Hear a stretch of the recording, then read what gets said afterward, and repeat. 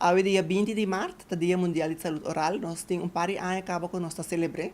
É uma fecha que agora escolhido de FDI, que é a Federação Mundial Internacional, nanta situada na Suíça.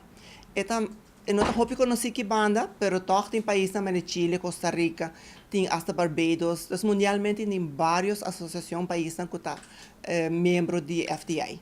Então nós escolhemos a fecha aqui para sobre que é uma oportunidade para nós, para trazer para adiante, para fazer a comunidade consciente tocante ao cuidado oral cerca na mesa e cerca fora, sei que muitas pessoas nós está encarregado, nós está jeito só, nós está encarregado que muitas de 0 para 12 anos. E luna, viaja aqui, saúde pública a decidido dedicar full e luna.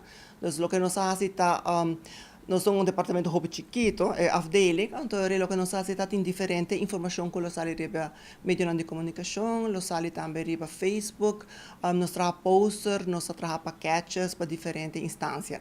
Eigenlijk FDI tur aia também com sua mensagem, também mensagem específico. Nós fazemos uso de material de FDI, também com toolkit, e tem regras como fazer uso de jet, tem posters, tem diferente informação muito leuk.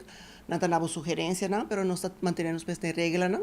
E último ano tem diferentes mensagens. Tem 2 anos passados mensagem está muito ênfase riba lo que é a relação de saúde oral e saúde geral. Tem muito link inang.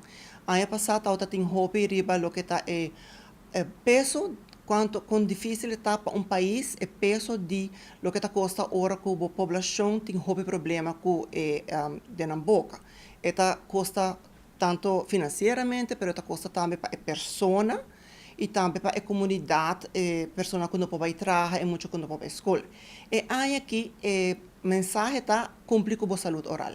Lo que nós queremos aqui nanta que ora por também a gente pensa que a mim por hasi para minha boca está mais saudável possível. Então, você pensa riba que me vai hasi, me vai esquecer me gente, não, pero com hobby você vai ser mais consciente. Como me vai hasi ele, que me vai usar, quanto tempo me toma para em verdade a gente não está limpa.